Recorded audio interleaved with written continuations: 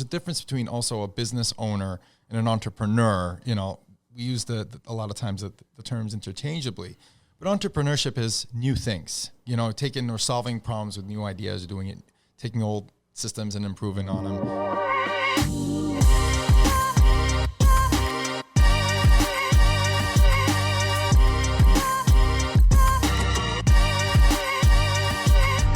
Welcome to the Founder's Story podcast, where we learn from entrepreneurs about their journey from their first inspiration to their first employee and even the steps they took to become the powerhouses they are today. Welcome back to another episode, everyone. My name is Rick Porter. I am your host, and I'm joined by two guests today who already have my mouth is already watering just thinking about your restaurants. And I am actually down there, I think, tomorrow. My chiropractor is right around the corner from you guys. I'm actually incredibly excited to talk to you guys about all of your businesses, because it's not just one, but hear the story behind them, because I think they're also very interesting businesses and maybe in the same industry, but each one of them is kind of totally different all at the same time. And I think that's rare to find somebody who can open up and be so creative. So why don't you guys introduce yourself? Michael, I'll let you go first. Yeah, sure. Michael Kasseris. Grew up in and around Boston area. Right now living in Hudson. And I've been working in restaurants and been part of family businesses and restaurants since I was born. Perfect. And Karim, you want to introduce yourself? Yeah, my name is Karim El-Gamal. I was born in Switzerland to Egyptian parents, moved around my whole life. And I came here to go to school, and that's where I met my partners. Perfect. So quick background, and then we're going to dive into your story. So we're talking with the owners today of Rail Trail Flatbread, New City Micro Creamery, Less Than Greater Than. Did I get it all, guys? Or is there more that I don't even know about out there? Those are the big ones, at least the main focus. Those are the ones, yeah. Perfect. So I'm actually really excited to first hear how this all started. And Michael, I think you're probably the best person to start with, because I know that your family has inspired you in this industry and really gave you a lot of experience. Tell us a little bit about growing up in your family. Yeah. So my father was a Greek immigrant, came over in 1971, 72, and just kind of took whatever jobs he could get and broke in the restaurant world. So he was a dishwasher, did a little bit of that, came to Boston eventually, opened up his first restaurant, which is pizzeria, with his brothers in the BU area, went out of business and just kept at it. A few weeks later, opened something in Maynard. And growing up, I remember being in first grade, and you start talking to people and thinking it was weird that other people's families and parents didn't own their own business, because every one of my uncles and aunts, everybody owned their own business. So everybody was somewhat of an entrepreneur. Either it was painting company, construction company, restaurant. So I was always surrounded by people that own their own business. And my father was a serial entrepreneur. He had lots of restaurants and everything from pizza places, donut shops, breakfast shops, convenience stores, sandwich shops, you name it. And he really loved to open them and sell them. So being part of that process and seeing a new business, a restaurant startup happen like every couple of years, and seeing how he approached things was definitely, I didn't know at the time, it was a big part of my upbringing, but that experience was definitely cool, and I always loved it, and I think I gravitated towards it. My family was always pushing us away from it, my dad and my mom as well. Huge believers in secondary education, get educated as much as you can. So almost every one of my 71 first cousins was college educated or more, and it was just the expectation. But I always had, my dad used to have this saying in Greek, it was mathe technik yasne kimate, which is learn a trade and let it sleep, because you never know when you might need it. So he knew that I loved restaurants, and he'd say, hey, if you love restaurants, go work for some of the best out there and see what you can do. But I studied economics and finance at Bentley, and he really wanted me to take advantage of that degree. So that's pretty much what I pursued after school while I was helping my family open and run their businesses. So I did that for a while, and kind of after Babson, I met Karim, and that's kind of how we started officially opening our own restaurants. But before that, I was always working at either my family's or, cutting my teeth in the more formal hospitality industry in Boston. Sure. Now, what age were you when you first started working in the family business in one of these restaurants? Oh my gosh. It's 5 years old. Really? 5 years old. I remember, I wake up excited to run and go to the restaurants with my dad, and he owned some shops in the North Shore, like Newburyport, Ipswich, Tewksbury area. So we'd wake up like at dawn and get ready, and we'd go to the shop and help him set up all the shelves for donuts, or in the summers we'd work overnight actually baking and frying the donuts. So from at 8 p.m. Well, yeah. Wow, no kidding. 5 years old. I mean, he'd give us a stack of boxes and be like, these boxes need to be folded for all the donuts or the pizzas to go into. So that was one of our main jobs was, so he didn't have to have an extra person sitting there folding boxes. He'd have me, a 5-year-old, my brother, labor, right? An 8-year-old, my sister, 9-year-old, and we'd just be folding boxes or cleaning counters or something like that. Anything. Perfect. Now, over the years, did it transition from just manual labor into some of the managerial experience in restaurants? Did you start working with them on, let's say, scheduling and ordering, and eventually into maybe even buying and selling the businesses and stuff like that? For sure. I mean, when it was early on, my dad kind of, he always worked with his brothers. And then at one point, all the brothers kind of wanted to go do their own thing. So they split up, and my dad was starting his own, kind of in the middle of his career, you could say.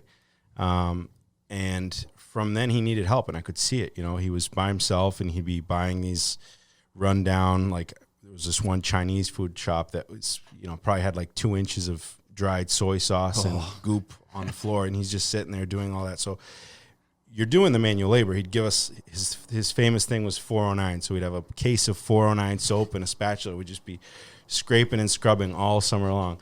And while he's doing that, I'm noticing things like marketing activities or hiring activities are happening. In between cleaning something so he can flip it, he's hiring someone, or he's negotiating a deal on equipment. And I'd be asking him. I'd say, well, was that a fight? Were you fighting with that guy? He said, no, I was just negotiating.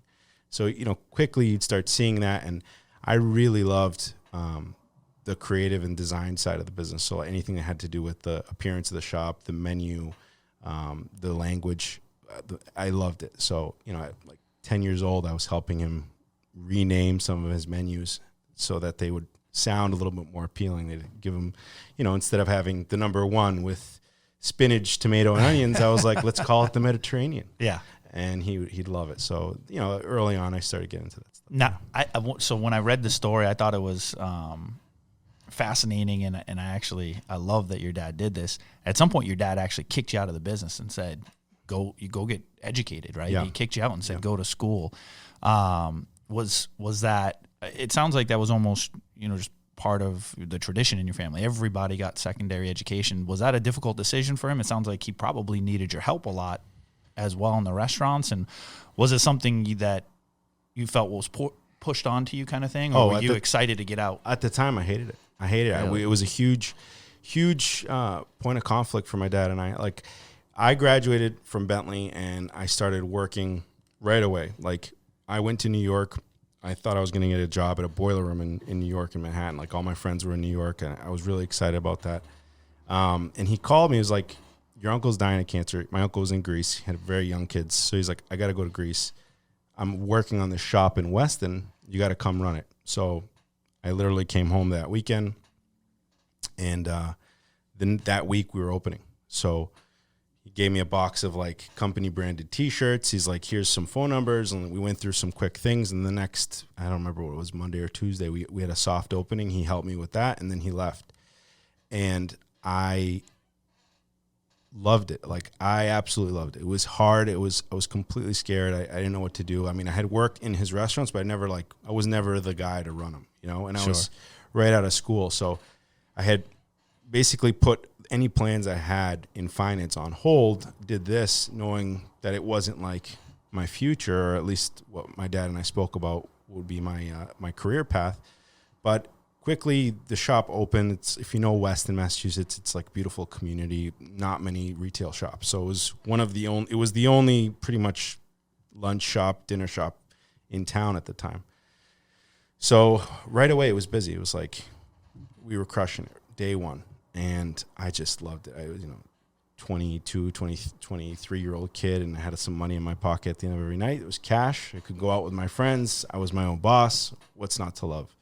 But yeah, he came back, and my uncle passed away, unfortunately, and came back and said, "You got to go. You Said thanks, but time to go." You like this way too much. You got to get out of here. You got to go see the world. You got to go experience what's going on. And you studied, so you go take advantage of it. And I thought it was crazy. Yeah.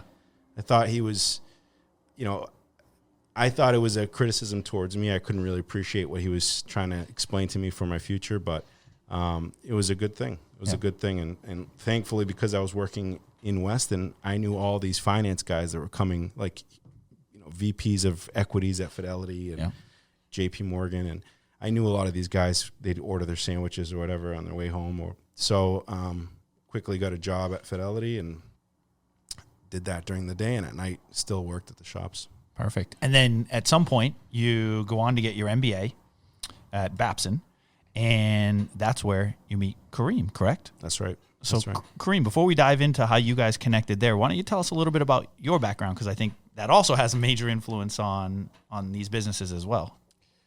So I had a unusual upbringing. My dad was he got his degree in physics, and he did not like the industry at all. So he quickly started to figure out what he wanted to do.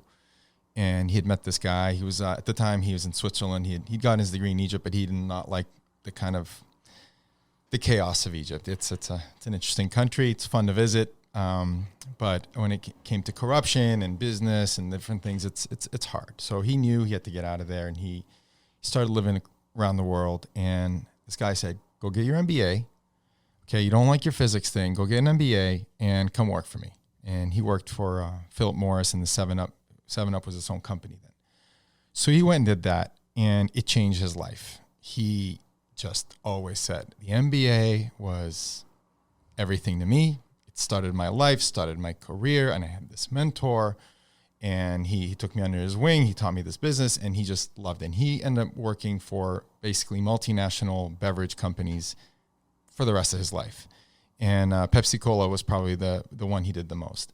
And with that, they move you around a lot. When you're part of the international team, they move you around because you do well. You help a country get from one stage to another. Then they move you to a different market to do the same thing over and over. And I grew up in a household where my mom couldn't work because he moved around too much. My dad was the provider, and he was a very corporate type guy, and he loved it. He was all about just the paycheck and climbing the ladder and all that. I developed a love for food early on. I liked being in the kitchen, and I liked cooking. And I was about 8 or 9 years old when I got this like pizza kit in the box. It's not even refrigerated. I think back, I'm like, it scares me to think what it was back then in the 80s. But it had a sauce, and somehow had a cheese in there, and it had flour, and you add water, and I made a pizza for my family that night, and from what I felt was scratch. And, I said, welcome to Karim's restaurant. And I served them, and I had a blast doing it. And they, of course, pretended it was delicious, and they had a good time. And that was the moment I knew I wanted my own place. And I just said to myself, I want to own a pizza restaurant. How cool. Of course, I love pizza, whatever. As I grew older, I realized, okay, it's not necessarily the pizza that I loved. I liked the idea of having my own restaurant. Oh, wait, it's not just the restaurant. I like the idea of having my own business. As you learn, you get older, and you realize, okay, and my dad had nothing to help me out with that. He was so corporate that he was just, whatever. That was my own things. And I remember, putting on like skate competitions, and we'd build the ramps and put flyers around. And then later on, that was my first, I guess, experience with a business. It was kind of like putting that and making everyone pay $5 to get in, and then the winner took the money home, and it was fun, but it was definitely some experience stuff. And then later I was into music, and I had my own band, and we were in a punk rock band in high school, and again, we were putting on shows where there was really no shows, and so we had to find venues that would take us. And there was a lot to learn there, and it was a lot of fun, and that's all it was. I wasn't thinking about anything forever that way, but it's just how I grew up. I went to undergrad at McGill in Montreal, and I had a band there too. And when I graduated there, we all met there. We all met at school and decided to do this full time. So we did that for 3 years after graduating. So it was a little strange. You get a degree, and everyone's going to get jobs now, getting into the workforce. And here we are like, hey, we kind of like this thing we've been doing on the side. Let's try to do a full time. And so we did. We bought a van. We started touring, like eating ramen noodles. Had a blast. Yeah, we even played a little bit on the eastern leg of the Warp Tour of 2005. And at some point I knew I didn't want to be a musician for the rest of my life. I didn't like the life on the road so much. And I mean, it was a blast, but I just knew I wasn't born to die a musician, I guess. And a few of us started to feel that way because we had now done it, and we realized we could just keep doing it if we wanted to. So sometimes there's those moments where it's, you always hear it and you don't believe it, and say, oh, you could do anything you want. You got to just put your mind to it. And it was just like, oh, here we are. We could do this. And this, when you all of a sudden it's given, you're like, wait, do I want this? Yeah. Some do, right? Athletes, musicians, artists, whatever. But, for me, it was like, no, I actually don't want to be on dirty couches and vans. And, so that's when I went and joined the force, and I went into marketing, what I was taught to do, advertising. And 2 weeks in, I worked for a big company called JWT, and I was put on coincidentally on Domino's Pizza account, and there was HSBC and some other things. And I just remember saying 2 weeks in, I was like, this is awful.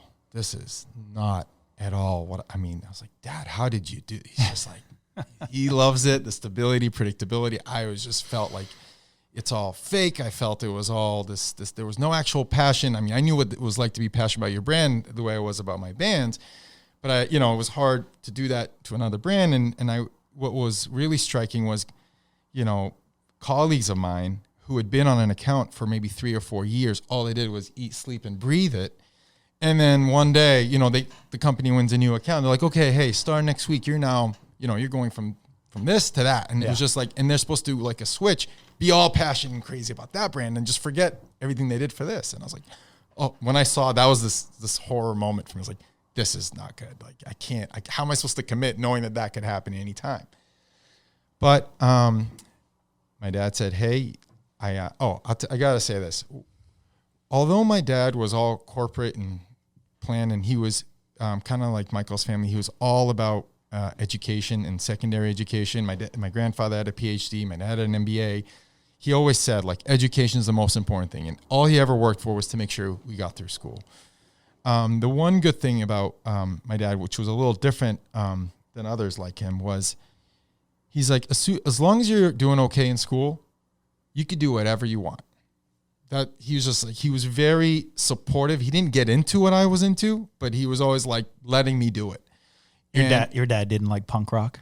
He didn't like punk rock, but I mean, honestly, we lived in an apartment, and he let me have a drum set in the apartment, and we dealt with the neighbors, and it was tough, but he kept supporting me that way. I don't know what really drove him to do that. I think he might have been too restricted in his household, and he just said, I'm never going to do that to my kids, except that you got to go to school. You can't drop out. You can't not choose not to go to college, kind of thing. And he always wanted me to do an MBA, but anyway, so I started doing this thing, and I couldn't quit this company. He said, and this placement agent that helped me get that job said, look, I got you a great job. You don't have anything on your resume except like working side jobs. You worked at a cafe for a little bit. I worked in a hair salon. I was going door to door selling all this stuff that band people do on, when they're not touring. And he's like, you have to stay 1 year to show that you're employable. If you quit now, the agent was like, I'm not helping you get another job. You're going to just seem unemployable. It's just not going to work. Like, okay, so pulled up the contract. I have a 4-week notice. I remember setting it in my calendar. 4 weeks with 11 months. Here's my letter of resignation. I'm out of here. And then I started trying to work for entrepreneurs, and I did. I worked for an audio video company for a while, and they were amazing, great leadership. And they said, "Come help us, and eventually we keep growing. We'll make you a partner." A year and a half into it, that's where I really cut my teeth, putting in systems and helping with things like some branding stuff and some naming stuff, and really feeling like this is like, I really acted like this was my company. And I was really proud of it. But a year and a half in, I started getting impatient, thinking, I'm young, and I'm thinking, I should be a partner. I should, and they're just like, wait, something will happen. I promise. I'm like, well, what's the plan? They couldn't write it down. So I just felt like, I got to go do my thing. I don't know if this is really ever going to happen. Looking back now, I'm sure it was. Being now an entrepreneur and business owner myself, I realize how slow things go and how unsure things are. And I wanted this thing concrete plan, feeling I don't need it so concrete. Just show me so I know when I'm hitting milestones. And now I'm still great friends with them and support them, and they support me in a lot of ways. Sometimes I call them for advice. But yeah, then there was I was living in Dubai at the time. And, it's a fun, hot market, different things going on. And real estate was in this crazy bubble. The whole world was in a bubble. And Dubai had its own bubble on top of that. And my girlfriend at the time, who's my wife now, she was just killing it. She was like, "Oh my God, I got people in here, don't know anything about anything. They're making gobs of money. You got to come." And I kept saying, for a year, I kept "No, I'm in this company. I'm going to be a partner. This is what I want to do." And so I eventually moved in, make some money, because the whole time, this is an important thing. That whole time after my band, I moved in to live with my parents, which was really tough after being independent and touring and all that. But I knew I wanted to have my own business. And I knew that you can't start a business without having some skin in the game. So I needed to have my savings. I did not make any money in the band. So I said, the fastest way is I have to bite the bullet. I had my fun and my freedom. Go move in with your parents. That's the best way to save money. My parents were happy to have me. And so right away I was putting that away. What my friends were paying rent, I was putting that away.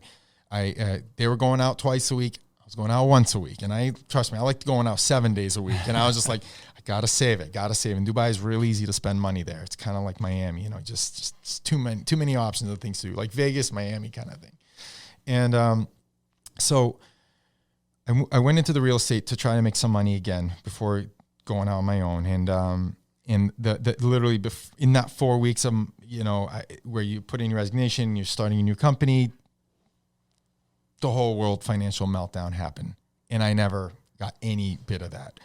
And it was the worst place to be. And I was with a new startup office franchise, and everyone went from sales to rentals, and it was bad. I mean, I was making very little money, but I was basically the third employee of that office. So I took pride in helping him build it and trying to put ads in the paper. And I was like, ooh, I'll learn from this, the world market. This is how entrepreneurs, you got to work in adversity. How are we going to overcome this? So I had all these challenges, but a year later, I'm like, Dad, what do I do? This is not working out. I'm not saving money. Did I really fail at life? I know I had a good work ethic, but I couldn't get a career going. Everything was failing. And I'm looking at my friends that I graduated with, now it's about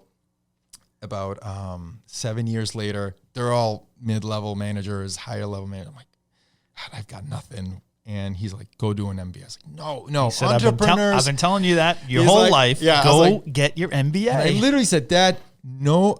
Entrepreneurs don't go to school. They go to work. They just do. They figure it out. He's like, oh, really? Comes back a week later with a stack of articles, and says, here are a bunch of entrepreneurs who thank their MBA as what made them. It's like, okay, fine. He's always helped me at these critical parts of life. And I said, fine. I was like, I'll go do an MBA, but it has to be a 1-year program, and they have to focus on entrepreneurship. I'm not going to one of these corporate type MBA places. Babson was the one. I banked everything on trying to get into that, got into their 1-year program. And, and on my first day, they have these orientation icebreaker kind of activities. They put you into little groups. These tables of 6 or 7 people to start meeting your class. We were a class of 77 people. And I was on the table with Michael, And so I literally met him 5 minutes into the place, and we go around saying what we do and why we're here. And I came with this like pizza oven idea that where it was a mobile pizza. I mean, you're going to bake the pizza on the way to a delivery, so it's fresh out of the oven. That was like my big idea that I wanted to do. And so I came and I was like, here I am. I have no experience really in the industry. I want to one day open a restaurant and or something in the food business. I have this idea about a pizza oven thing. And we went around and, Michael can tell you what he thought about when I said that, but when he went around, he's like, oh, my dad was in the pizza business and I came from corporate kind of financial services and I really didn't like it. I'm trying to figure out what to do next. And I was just like, of course, this little thing, oh, Dad, I'm going to have to meet him. Yep. Dad. We're going to start the chat. We're going to have a chat. Yeah. So before we dive deeper into what transpires from here, first of all, we got to know what you think about the mobile pizza business idea. I thought it was nuts. I was like, nope, food trucks suck. So this is great. We're at Babson. You guys meet each other. Yep. Right from the very beginning, and you kind of see that kindred spirit, right? You guys are both have separate ideas, but heading in the same direction. And do you guys instantly form a friendship and continue to form that friendship over that 1 year program? Yeah. I mean, I right away, like I was definitely drawn to Karim. Like for some reason, we had those breakout groups, but I noticed Karim, he was like, very, a lot of energy, and like, I was drawn to him. I was like, I got to meet that guy too. Quickly, I was there to get away from the food industry because I was afraid that would be my fallback. And, I wanted to get into the corporate life. I had this idea that I was going to go work for like a Pepsi Cola. Pepsi. Renewable energy company. I was doing my master's in environmental management at Harvard Extension at night. And I was like, okay, do that, get my environmental management degree, team up with the MBA. I'm going to get into a corporate training program for some like solar panel farm company or wind turbine company. And I'm going to, really kill the corporate manager training path. And then I'm excited. Like I get day one, I'm like, who am I going to meet that knows this stuff? And then I meet Karim and I'm like, he's this real cool guy. And then he's like, let's talk pizza. And I'm like, no, not day one. Like, I don't want to talk pizza. So as you guys are going through this 1 year program, I know that, so I know the end result, right? At least from what I read, you guys graduate that program and then you guys actually go back to your dad's restaurant together, which is Theo's Pizzeria. Now, during that 1 year, did you guys formalize any type of business plan where you knew, hey, when we graduate, this is what we're going to do together? Or how did that, or did you guys just jump out and say, hey, let's go get a little bit more experience over here, and it came later on? I mean, it was kind of a little bit of a few different things. Like, it's kind of interesting because at the time I had Babson has this program where if you have an idea, you pitch it and your classmates support it, becomes a formal idea that your classmates can work on. You make like a startup plan for this idea. Well, that idea was presented to an incubator that the Chilean government was running. So I had done microfinance before I got to Babson. So I was like in Vietnam for a little while. I did that and got to see, what the challenges those populations were facing. And I had this idea for a nutrient fortification product. So I pitched it to my classmates just to do the project. Like that kind of snowballed. Then I'm pitching it to the people at this incubator. I didn't know I was pitching it to them. They asked me to be part of it. And at the same time, Karim and I were always kind of, they call them entrepreneurs in heat. We were like, everything was a business idea, right? Yep. So we were constantly saying like, what are we going to do after school? Like, could we do this? This is an opportunity. That's an opportunity. We had these like breakout groups with our classmates where we were always like pitching our ideas to each other. Karim was really still thinking about the mobile food truck business, which, what Domino's doing. It's not a bad idea, right? Yeah. But yeah, so I won this award to go down to Chile, and we had at the same time worked in this buying a small business class where we thought about kind of creating this like reverse engineered pizza franchise where we would buy back some of the places that my dad had bought and flipped. There was a brand called Theo's. They were all doing well. So we're like, let's approach that guy. Let's kind of combine this chain and then someday sell it and become these smart MBA business entrepreneur legends, right? But I also had this opportunity. I didn't realize it was going to be an opportunity. So I told Karim, like, hey, if we graduate, I'm going to go down there. You go work for my dad. I did not believe Karim wanted to go work in the restaurant business. Like, I grew up in the restaurant business. I knew how hard it was, how dirty it was. Karim had these like cool experiences in different parts of the world. Like, it was foreign to me. It was, you know, it's like this sexy idea of working in corporations where his dad was, you know, like a big guy at Pepsi and 7-Up. And I'm like, there's no way this kid's going to want to stay in Boston after living in Dubai, all the glitz and glamour that he's experienced. You know, put a hat on, an apron, and sell pizza slices, right? No way. So I was like, okay, listen, here's the deal. We have a good idea, but I have this opportunity.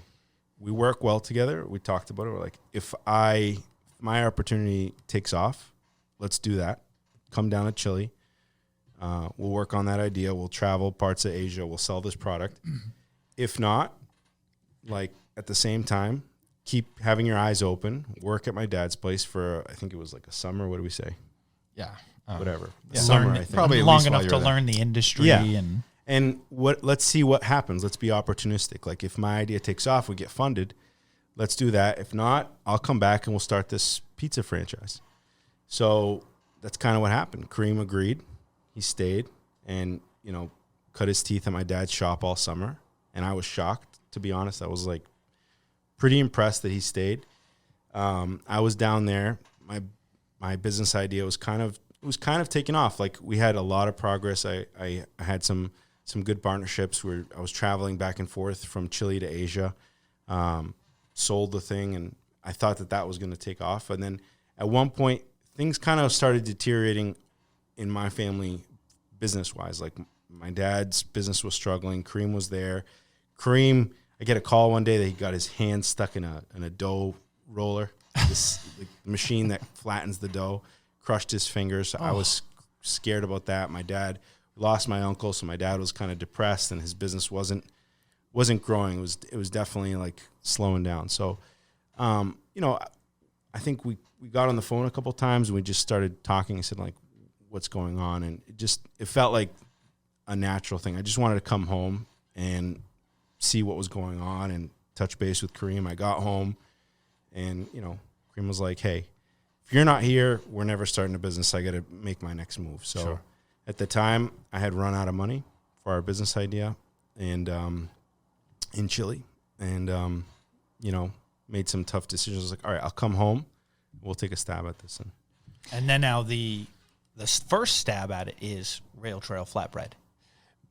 So I want to just add a little bit of color to that moment. Okay. Of like, when we worked really well at Babson together. We were never thinking we were going to be partners. We were just friends. We liked going out to the same places. We liked the same attitude of work-life balance.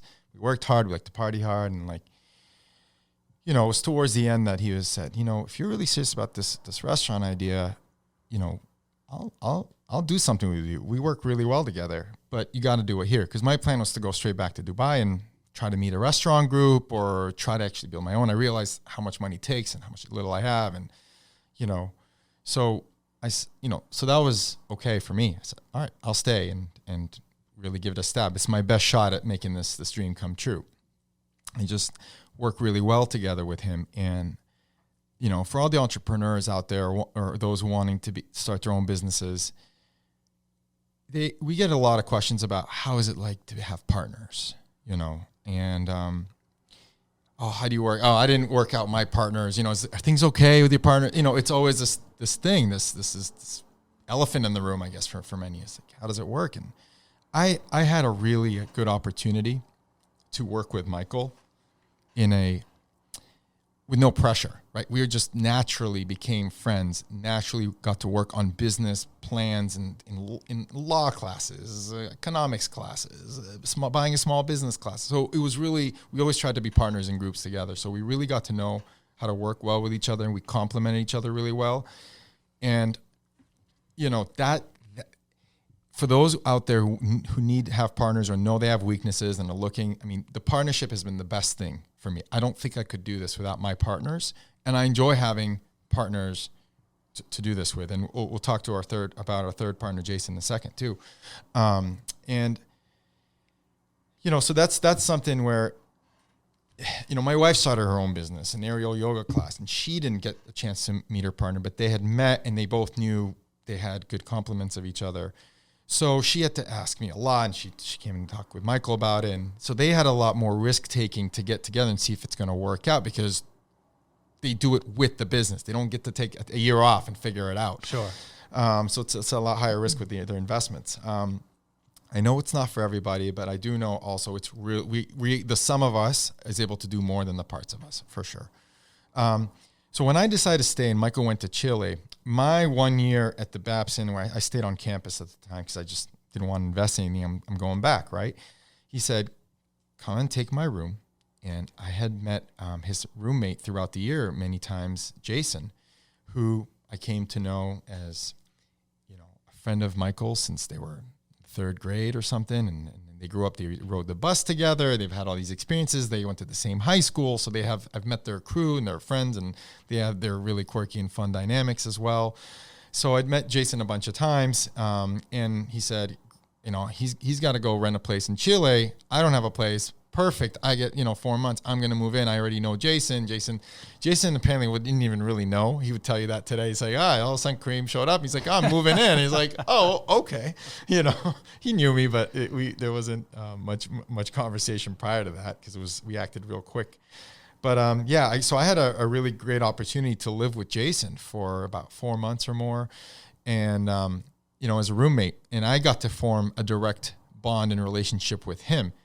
Never did I think we were going to be partners and all. That was just, the way things worked out. At the time, I made a plan with Michael, only you. I don't want, your dad can be the mentor, and he can be, he was very important to me, and he became my biggest mentor ever. But, the idea was like, if I'm going to invest and commit to being here, it's because of you, and that's what we're here to do. I don't want to do what a lot of entrepreneurship think, fundraising and partners and all that stuff. The whole roll-up strategy we learned in school, that was the big idea. We started doing the research, pound the pavement. It's not working out like the way we planned, of course, right? No plans ever do. And we had one great professor who always said, you can write out the business plan. The second you write the last period, the ink dries, it's no good anymore. Yep. So, some professors actually preach no business plan, just have a direction, be light on your feet and so on. But, so we started to think, and his uncle said, I got this property in Hudson, go check it out. I know it's great. The people there are great. There's a big energy for people who want to start businesses there. There's a great business community. The town is very helpful, blah, blah, blah. And we said, we had nothing to do. That's all we did was, look under rocks. And so we decided we got to go check that one out.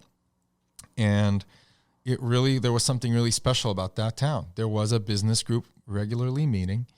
There was about, 30% vacancies on Main Street, which was a little bit scary. It's one of those things that it's opportunity because it's going to be inexpensive, but why is it dead over here? I think it was a little more than 30%, I think. Yeah, it was a lot. But, I was thinking the same thing, but I was going to let him be optimistic. I remember that Main Street being almost empty at one point. There's a lot, whatever. I don't want to get, I'm the details guy, so I can easily go into details. But anyways, my point is, it did look good, and then we had to do a few things. We had to do a business school approach. Who lives there? Who works there? What are the towns surrounding? Where do people do? What are the routes? Supply lines? All that kind of demographic kind of business school stuff. But then there's also the street smart stuff where you got to go and just start talking and peel the onion, layer by layer, and be like, what's the story here? What's the opportunity? Why? Why? And is this the place we're going to plant our flag? And, we'd meet with local business people. We met with local, police, fire, we went to the towns. Hey, what would it take to start a business? Blah, blah. Met with the building department. And everyone was very friendly, welcoming and encouraging. Not the same experience in other towns. People always like, why Hudson? Well, and now a lot of things like, how is Hudson so successful? Why is it like this? And how can we do in our towns? Are you regularly meeting? Is everyone involved? This is what that was. And I understand not every place is like that. And at some point we said, let's do it. I think this is the place. We had an opportunity to do one of these crazy deals where we thought we only read about in business school, in entrepreneurship school, where Michael's uncle's our landlord. It was very formal when it came to discussions about landlord and tenant stuff. He said, I'll help you build it. He's a carpenter, a Finnish carpenter, and the best I ever met. And he said, I'll help you build it because it's good for him. He gets to build his place. It was a vanilla shell at the time. It was not a restaurant. And you guys can pay this really low rent. You know, by the way, this was a lot of negotiation. It wasn't like this first offer kind of thing. But he said, I will help you build it. You can pay me later when you make the money because I believe in this place so much. You could pay lower rent now, but when it does well, because I know it'll do well, because I was like, what? How do you know it's going to do well? He's like, he's selling it, right? I was like, of course you're selling it. Like, this is your place. You need a tenant. Like, what makes you think? And he said, all right, I'll put my money where my mouth is. I know it will do well. If when it does, we'll shake on it out. We're going to change the rent terms later to something a lot better for me. And you guys can pay me. So that was one of those opportunities where we've already, by the way, gone around, knocked on banks. Nobody's some will help. Give you money. They'll help entrepreneurs. They won't help restaurants, Sure, startups and entrepreneurs. So we took my little whatever I had saved and begged and borrowed a little bit, some family and some friends. Michael did the same. And then we worked out these deals that we're going to do stuff now, pay a little later. And it was just like, this is it. These are the deals. This is how it happens. Like, yeah, we got to take it. We're going to get some labor here. We're going to be able to build it. And then for, about a year, I worked at Theo's. Michael did too. And we built the place. That's all we did 24/7. And I moved to Hudson, moved into an apartment across the street so I could be really close and meet with contractors in the morning. And yeah, Michael and I we built the place. We did the tile, we did all the sanding of the wood, all the painting, not all the painting, no plumbing, no electrical. We weren't qualified then, but we did all the design work, all the architectural kind of stuff, and took it to a structural engineer to make sure it was safe and sound. And it was a crazy experience, So a year to build it. When you launch it, in that area, and like you said, you talked to people, but there was a lot of vacancies, but it is, it's close, it's right next to the Rotary, kind of good location. I don't know if it was a good location at the time, but how was that first year when you guys first opened? Scary. It was very scary. I mean, look, I'm a big believer that intuition should play a role in any entrepreneur, especially in the startup, right? Like, you got to trust your intuition. Like, some people know to not trust their intuition. Like, I have some friends who are like, I always see things and I'm like, don't do that. Like, get some advice, which that's fine too. But for me, like, I kind of always had good intuitions, and, going through that startup phase, we knew enough about certain things, but there was a lot we just didn't. And looking back on it, really our intuition kind of helped pull us through some of those challenging times. Like, we had, for instance, like, the whole idea of using a wood-fired oven was just kind of, if you believe in these magical, spiritual things, these events that take place sometimes, and you listen to them, or you actually appreciate those moments, things will sprout up and you look back and you'll be like, those things happen for a reason, for sure, 100%. Like, we had a class, and while we're in school, we had an option of, we kind of created our option. We had a final, and we decided to go to Vegas for the Pizza Expo, and like somehow convinced our professor that it would be okay, because what better way to learn this business? Our buddy Sam Mazzio, who he's down on the Cape, and he also was planning on starting a pizza business. We're all in the same study group, by the way, which is crazy odds that the three of us, me coming from that background, his dad had a pizza place, Karim wanted to be, and that's all we did is talk pizza. So we convinced our professor to let us go on the Vegas Pizza Expo, which, by the way, is, Vice has done like shows on it or whatever, but that is like a documentary on its own. Like, someone's got to make a documentary on the Pizza Expo. It's like the world's pizza people descend with stacks of cash into Vegas, see what happens. But anyway, so we go to Pizza Expo, and I sat randomly in this one like class session they did do, and this one guy next to me, this like interesting giant guy, this Russian guy who raised his hand, asked some questions, and I was just like, hey, what do you do? Like, you seem like you know a lot about like cooking pizzas. And he's like, oh, I he's Russian. He's like, I build ovens, whatever. And I was like, that's cool. And I remember his name. I remember his name.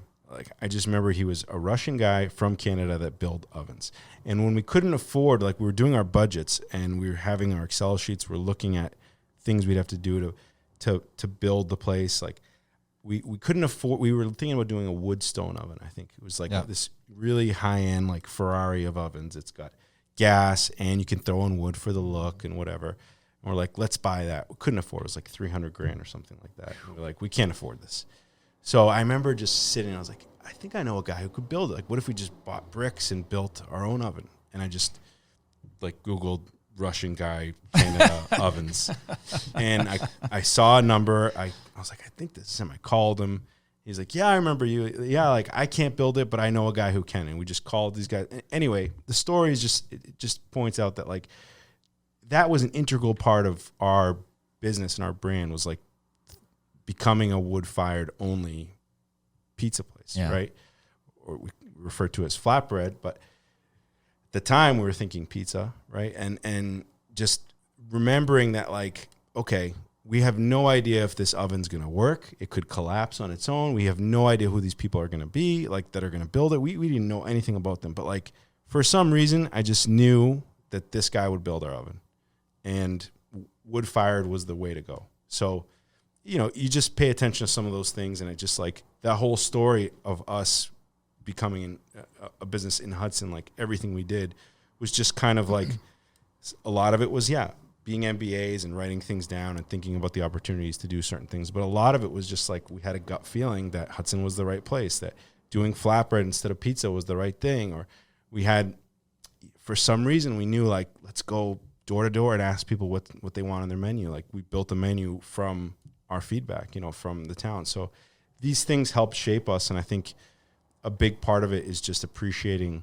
those little moments and understanding that, like, hey, you know, the information's out there if you just trust your gut a little bit. Yep, absolutely. Now, I want to transition into New City Micro Creamery, but before we do, did you wait and did you get to a point where the Rail Trail Flatbread Company was doing really well and you said, hey, now it's time to move on to the next thing, and maybe we want to dinner and dessert in the same area kind of thing? How did that business come about? And like I said, did you wait until one was really successful, or did you kind of gamble on both? Our initial idea was like, let's just, I think we were still passionate about opening in Boston, right, Karim? Like, we still were thinking, like, be in the city. Okay. We didn't, I don't know if we were married to Hudson. But you can't move because your rent has to go up eventually once you start doing well. But it was kind of like a thing we talked about, like, let's open the business and then let's sell the business, right? And get out and do something else. You use the money to do that. We came from the culture at Babson, I'm sure you know, in the startup world, and our listeners here, there's this incubator kind of energy always going around, right? About places start, you got to try, take a stab. So our whole roll-up idea initially was, we take something, we build it, and you're able to make these multiples, and then take that and then go and do our own brands and our own ideas. That was the idea. It wasn't about making money. It was always about, we have all these ideas. We're these entrepreneurs in heat, and you know, and it's like, well, how are we going to fund these things? When that strategy didn't work and we pivoted to this restaurant, then it was like, okay, well, this is going to have to be the thing that helps start generating cash if it works out, to then do our other ideas. And so there was always an approach to that. It was never going to be, for us, I mean, it wouldn't make sense to be partners if we're just going to own and operate one location business. It was always an idea of, like, at some point we want to fund this kind of research development and kind of do new things, different things. You know, there's a difference between also a business owner and an entrepreneur. You know, we use a lot of times the terms interchangeably, but entrepreneurship is new things, you know, taking or solving problems with new ideas, or doing it, taking old systems and improving on them.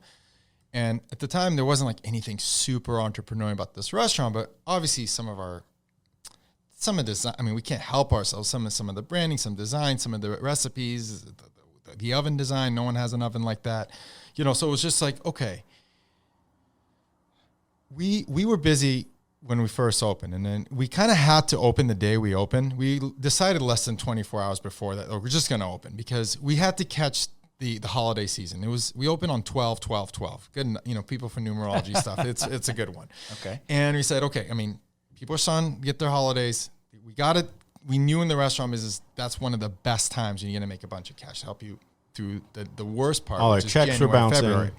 It was time, the guy's like, hey, I finished the electrical work. He's giving it the good spin. We want to catch it for the holidays. He's like, we're broke. We need to launch. It was both. We knew we were broke, but we kept wanting things to be perfect. And, Jason will always say, don't make perfect the enemy of good. And now I take that to heart. And so it was just like, okay, we're opening tomorrow. Let's go. We're going to figure out, put out fires as they happen. And people had already seen the coming soon sign now. It's out there 8 months, coming soon. Yeah. So we were like almost a joke, like, okay, coming soon forever kind of thing. So finally opened, we were busy, and now we're just trying to keep up. And the plan wasn't like when we reach some level of success. The plan was more around when things become more systemized, more hit that kind of comfort level where things are a bit more routine and operating kind of. We were not that big of a place. We're busy. We're now trying to keep up, and we're almost in the business of turning tables as opposed to like this thing where you're trying to like extract, trying to always upsell and another drink and another dessert. It was just more like, come have your meal. Yeah, it was madness. Yeah. It was like absolute madness. The first few weeks we were only open dinner. We had this small menu. It was like a one pager. It was like 3 appetizers, 3 main dishes, 4 or 5 flatbreads, and like 2 desserts. Our Chef Tom, was actually someone introduced me to him. He was working in the city, I think at one of the high-end fish steakhouse style restaurants. But he came, so he was like there to help coach us. But then he ended up staying with us, and he's like, "I'll move here, sure, whatever." If you know Tom, he's like gung ho about anything he thinks is cool, right? He's like, if he's in, he's all in. So he moved there. Like we peeled back the paper off the windows, and there was a line. Like Facebook, using business with Facebook, or using Facebook for business and restaurants at the time was kind of new. So Karim posted like, we'll be open tonight at 5 or something. We peeled the paper back on the window, and there was a lineup outside, and we're like, that was the first moment that I was like, okay, we might be okay. We might have something. Because we like that week before, I was sleeping on the booths because every morning, like, we'd try to force the contractors to be there 6 a.m. and I was there every night and help finish the tile or paint a certain thing or whatever. All that extra contracting work we'd do ourselves. And after 6 p.m., there's no one on the street. Like, you could literally play a game of catch on the street, and there was no one there. Like, it was scary. And I was thinking to myself, what did we get ourselves into? What did we get ourselves into? Like, who's going to want to eat in downtown Hudson? Who's going to want to have beers here? Like, they can barely get people to go to the local, like, supermarket.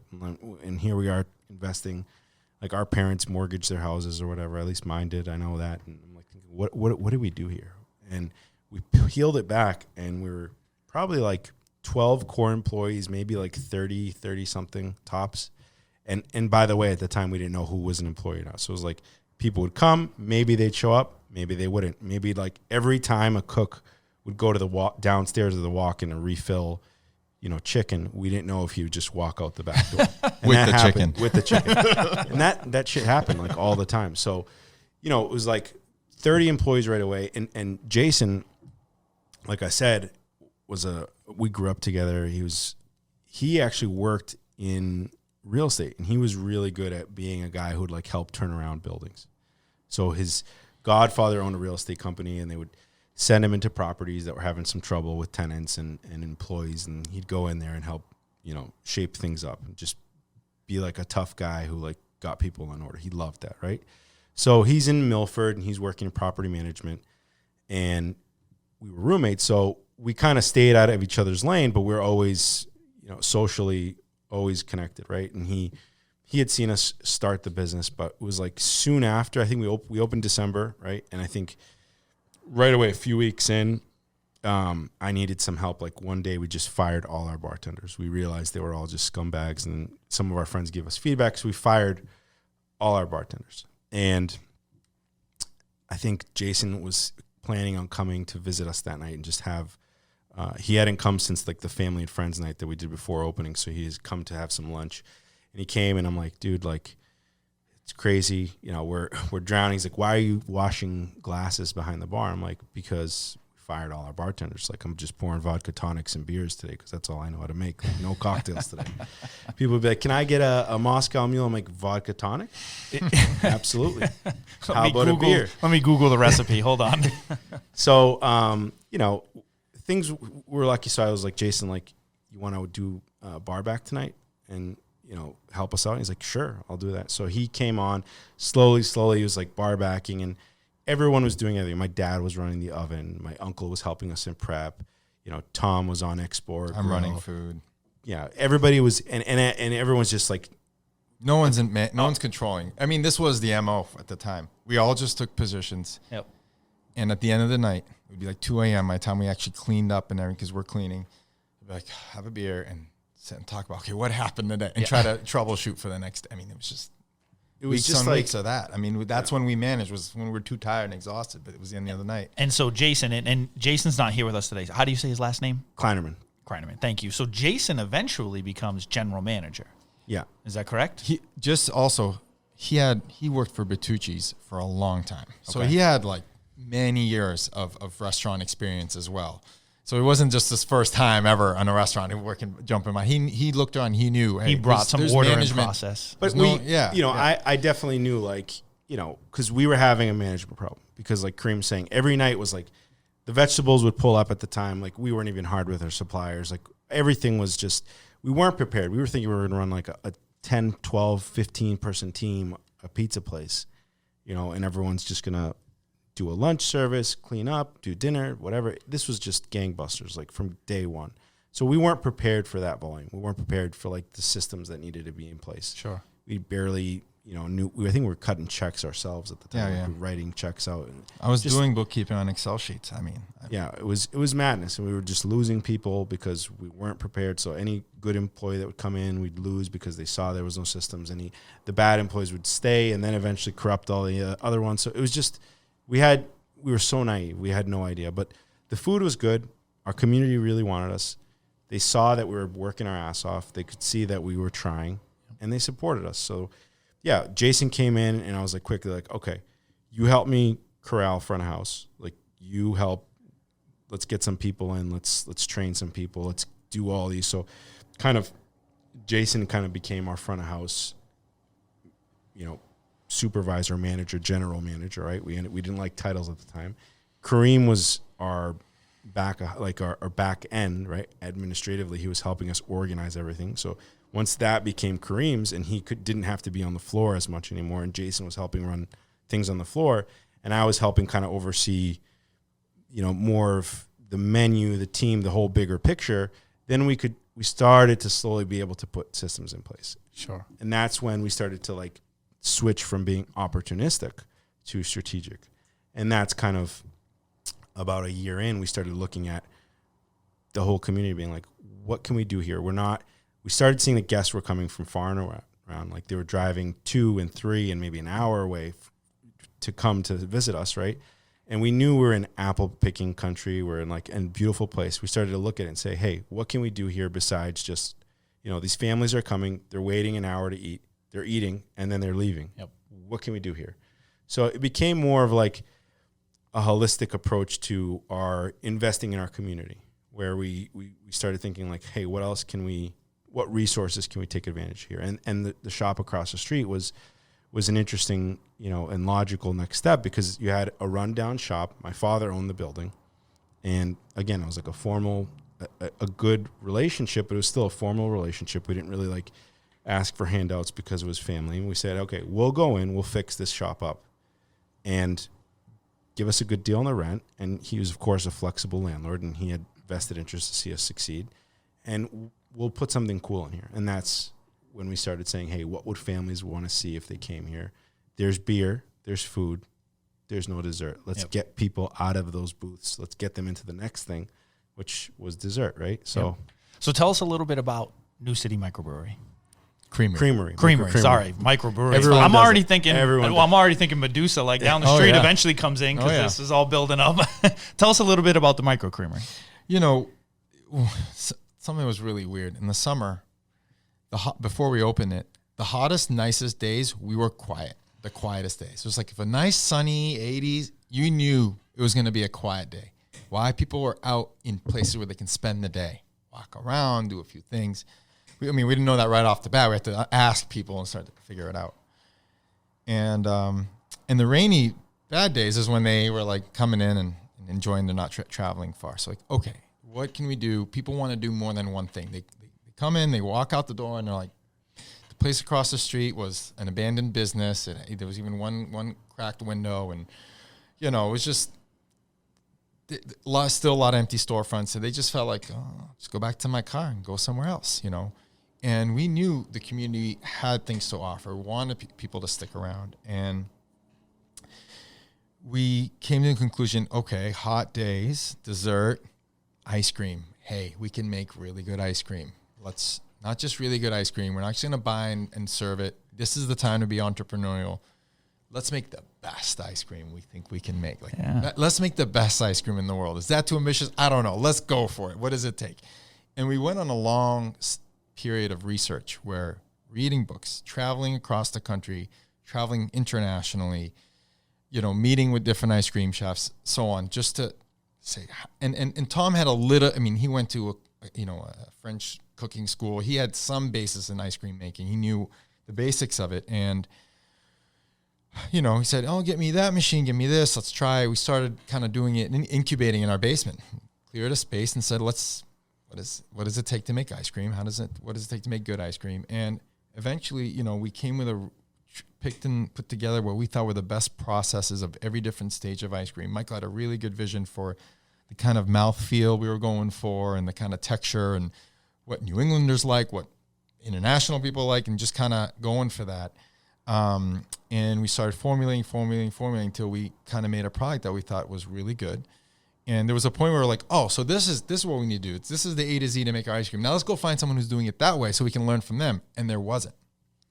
We just could not find that process and recipe that we have. And so we're like, oh, wait, this is weird. We just thought there would be a few out there and we could learn from them. And now we're like, this would be really unique. We'd be the only ones doing this kind of batch size with liquid nitrogen defreezing process, but this aging process for the cream. And we said, let's go for it. Let's do that. Well, same concept. We're very transparent, open kitchen. If you came to our Rail Trail restaurant, yep.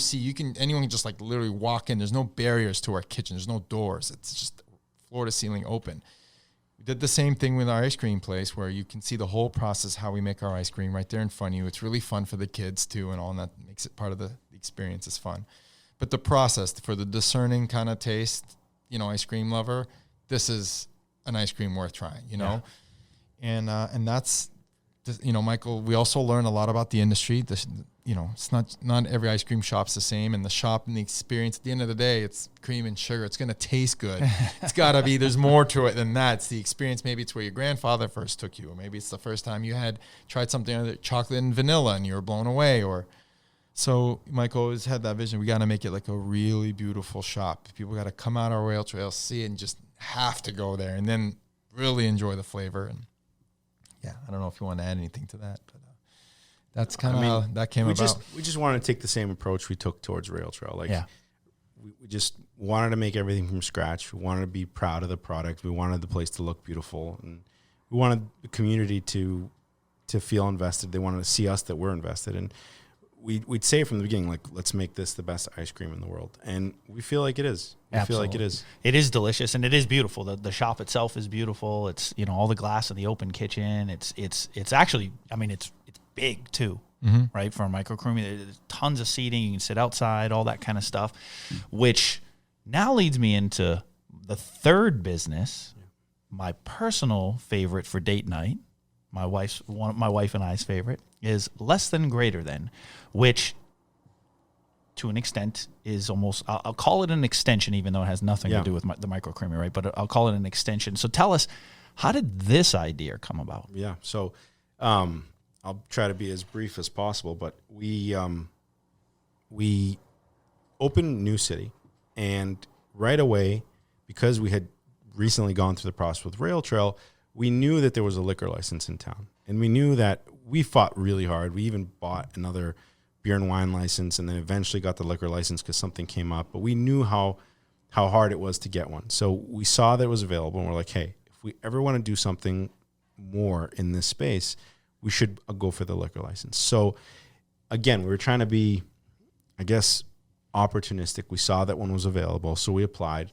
And originally, like Karim said, I had traveled, like my partners were gracious enough to let me be the guy to go travel around the country and taste and learn from all these different ice cream chefs. So I went to San Francisco and I saw this one ice cream shop where they were bringing like that soda fountain vibe back, and they were doing ice cream and cocktails. So they were kind of like more, it was more, I don't want to say two-dimensional, but it was like cocktails and ice cream and, you know, brownie sundaes, like old-timey desserts. But it wasn't really like taking it to the next level. So we applied and we had to go through this hearing process. And at the time, there was this other larger development company that was fixing up this mall up the street, which had a Cabela's and a Lowe's and, you know, more of like a commercial big box shop mall.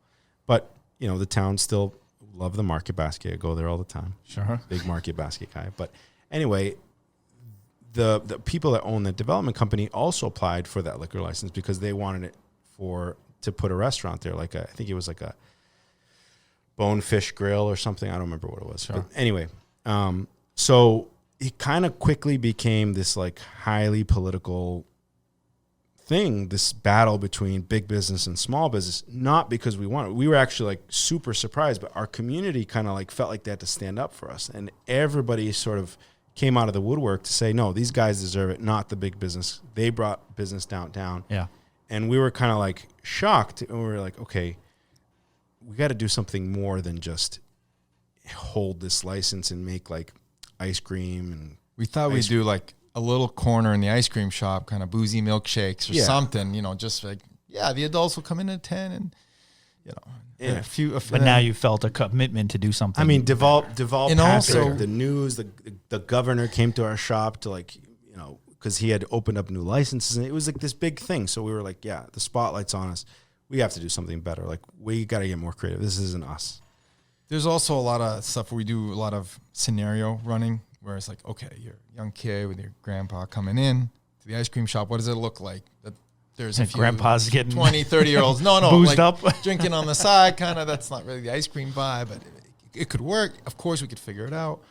And there was just this one time when speakeasy thing was starting to pop up, PDT and stuff in New York and city. And No, actually, our business part, Jason's sister, was in the Grand Marnier International Cocktail Competition that was hosted in New York. So we took a little research trip to go see some bars and go to New York. So we went there, and all the bartenders hang out after the competition. So they go on these like little bar tours, and like 2 or 3 of them were speakeasies. It was like Karim saying PDT and Attaboy and some of these other cool speakeasy concepts, Amaro and whatever. Anyway, so we like blown away. We're like, wow, this speakeasy thing is cool. But we're like, could we ever do a speakeasy someday?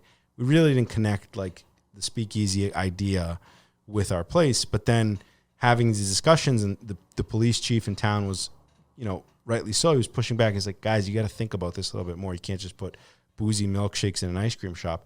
So we're sitting in the space one day because we had leased the ice cream shop and we're building the ice cream shop at the time, or we had built it, but we had that extra space. We weren't sure what to do with it.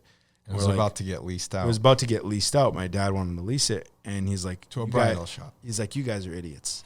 Like, you guys need to lease this. Like, you know, we love the bridal shop, but forget the bridal shop. Like, you guys need this, and you're going to be begging me one day to get the shop back. So we sat there with our bartender at the time and our chef. We're like, should we do this? And we're like, let's do it. So but we went to New York. I mean, I don't know if it's that same trip, but we went. That was the same. No, that was the same trip. There were like 13, 14 different speakeasies Yeah. just to make sure how do you get in? How does it feel secret but welcome? Because we are these hospitalities in our veins. We like to make everyone It's got to feel be an welcome. experience. You know what I mean? It has to be an experience. But it can't be off-putting either. Like, you know. Yeah. So Now, are we allowed to tell our listeners how you at least used to at the time get into the speakeasy, or can we share you that? should. Yeah. Okay. Yeah, you So should do it. so I love speakeasies, which is why Less Than Greater Than is one of my favorite date nights. And so there's one in Atlanta called the Red Phone Booth. And just to kind of set this up, and you Google the address and you get to the address and there's no entrance to the restaurant. There's just literally a red phone booth there. And in order to get into that speakeasy, you have to go into the phone booth and you need to know the code, and you have to dial the code into the telephone. And then the actual telephone booth opens up into a door and you walk into the speakeasy. And it's awesome. Like you said, it's an experience. So I first hear about, and this is going back a while now, and I first hear about this place and your place, Less Than Greater Than, and they said, but Rick, you got to know how to get in. And I said, all right, well, tell me how to get in. I want to go. I got date night.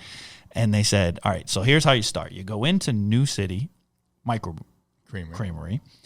And I said, well, you already lost me. Wait a minute. I'm going into an ice cream parlor? And they said, yeah, Rick, just listen. I said, all right. So you go in and you walk in the door. You go all the way to the right and almost by the bathrooms. And what you'll see is there's like a coat check area. And I said, okay. And they said, there'll be just a random doorbell. Just press that doorbell and wait. And they said, when somebody opens the coat check, the top half of the door, tell them you're here to see, I think, the stone cobbler. Or shoe cobbler. Shoe cobbler. And I said, what? And they said, just do it. And I said, okay. So I did. I brought my wife there. We went in the back. We rang the door. I thought I was either going to get kicked out of this place for asking for the shoe cobbler, or they were going to let me in. And so I think a woman opened. I said it. She said, let me check if he's in.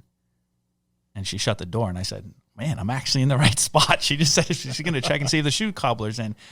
And, 30 seconds later, she opens the main door and you walk into the speakeasy. And you nailed it. It's an experience. Yeah. And then the food's phenomenal, obviously. I'm a barbecue duck sandwich and the braised short rib. Yep. Oh, my goodness. Oh, my goodness. So it absolutely is an experience. And I know we've had you guys for a while now. One question I always like to ask people at the end of an interview is what next? Now, I've read some stuff. You guys have some community action stuff. I heard rumors of maybe a second location in Milford, maybe. Yeah. Tell us what's next for all three of these. Yeah. Yeah, so we're opening another rail trail in downtown Milford. We're very excited about it. It took us years to feel ready, years to feel like we could do something special for another community. So, our team is at that point now where we can do it. So we're going to downtown Milford and opening up a Rail Trail Flatbread Company.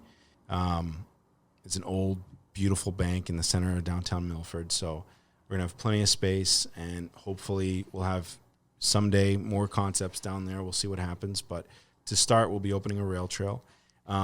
We are opening a New City Micro Creamery in Sudbury, next to the plaza where Whole Foods is. It was a former Pete's Coffee.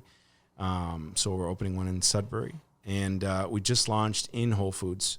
Our pints are in Whole Foods. So our plan is to definitely expand and have our ice cream pints in groceries around New England. So, we got a lot of things going on. We're always looking and hoping to expand all our concepts. I mean, Less Than Greater Than is definitely, like I said, if our outpost in Milford goes well, maybe there'll be another cocktail bar out there, another speakeasy. We'll see. But we're definitely feeling very appreciative of our people first that work for us, our communities, and we feel like this was a challenging 18 months, 2 years, whatever you want to say, that we've gone through, and we just feel very appreciative right now.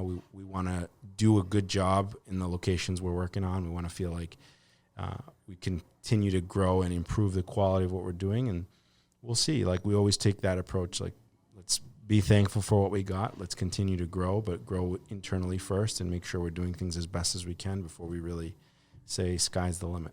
Yeah, absolutely. And Karim, I think you said it best, that there is definitely a difference between a business owner and an entrepreneur, and the three of you guys are definitely entrepreneurs.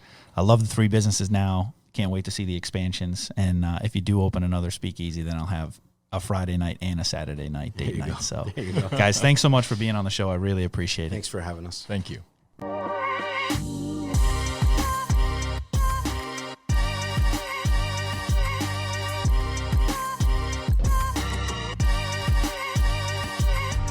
Thank you for listening to the Founder Story Podcast. Be sure to rate, review, and subscribe to the show. And don't forget to check out some of the other great stories.